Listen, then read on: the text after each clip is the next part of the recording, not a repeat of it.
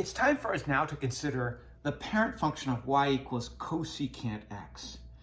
Remember that we have this relationship that sine of x is equal to 1 over cosecant x, and that cosecant x is equal to 1 over sine x.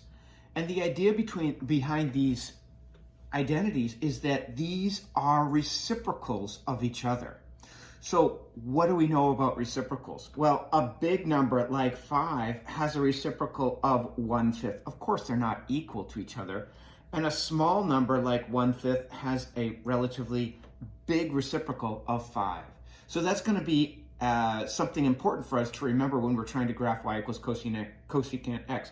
If we have a positive 5, its reciprocal is positive 5. If we have a negative 1/5, its reciprocal is negative 5. So the sign, the plus or minus sign, doesn't change when we take the reciprocal. But big goes to small, and small goes to big. So here are our 3 rules for graphing y equals cosecant x. First, graph y equals sine x. Then, max values become min values. Well, a big number has a small reciprocal. And min values become max values. Well, a small number has a big reciprocal. And zeros become vertical asymptotes. Well, why is that? If I have a y value of 0, so that means we're talking about x-intercepts. The y value of 0, when I take its reciprocal, you can see that it's undefined. And how do we graph undefined? You guessed it. It's going to be a no-fly zone, a vertical asymptote of the form x equals some number. There are the 3 rules.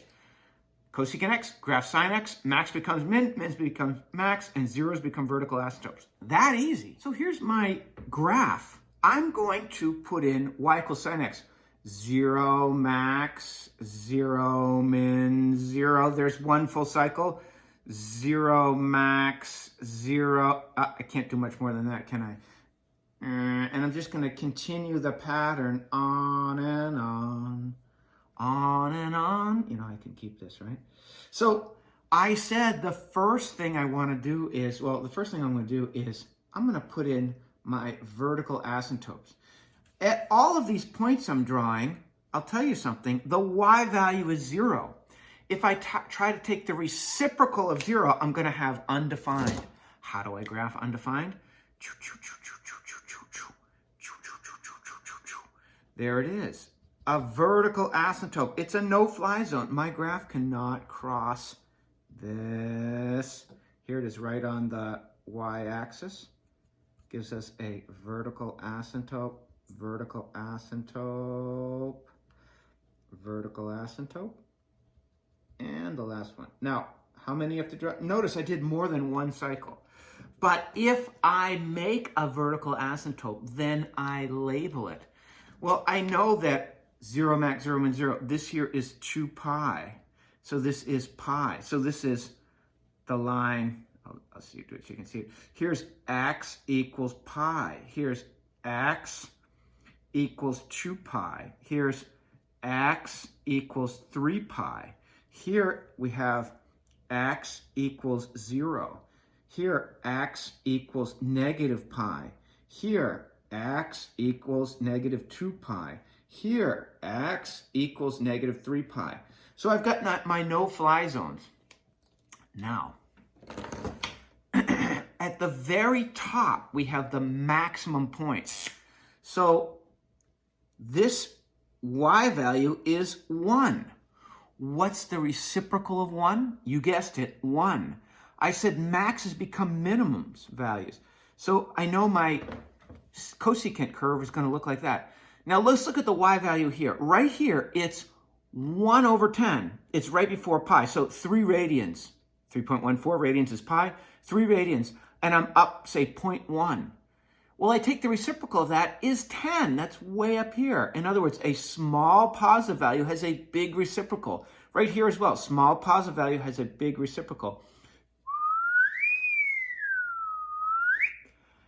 And there is my graph. Now, here, the minimum, when I say the function value, I'm talking the y value, is -1. What's the reciprocal of -1? You guessed it, -1. So the minimum value of the curve becomes a maximum.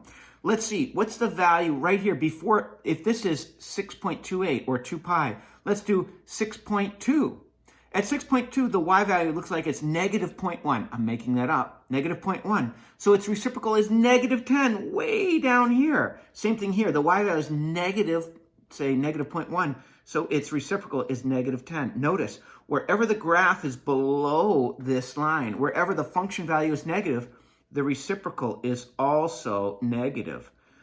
So we just continue on. A max becomes a min, and these graphs, they're very, very romantic. Look, they're just kissing at that one spot. Here, a min becomes a max, and they just kiss. Notice, I can't cross these vertical asymptotes. The max becomes a min, and I just kiss. A min becomes a max, and I just kiss. So if I'm asking you to graph this, I'd like you to graph at least 3 asymptotes and 2 points.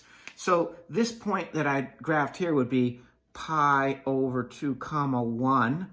And this point here, halfway between pi and 2 pi, is 3 pi over 2 comma negative 1. And we've got a beautiful graph. So would I need this whole thing? No, but just give me at least 3 asymptotes, which you label, and 1 full cycle, right? Because 1 full cycle of the sine function is 0 max, 0 min, 0. So that means 1 sort of U-shape this way and 1 U-shape this way. Notice that the sine, you can leave the sine function in, but really the sine function is not part of the graph. The actual cosecant curve, if I'm being accurate here, is I would have to remove that. And just these U-shapes is the cosecant curve. As I'll reiterate, I don't mind if you keep the sine graph in, but notice that's not the actual graph. The actual graph looks like U's floating in space.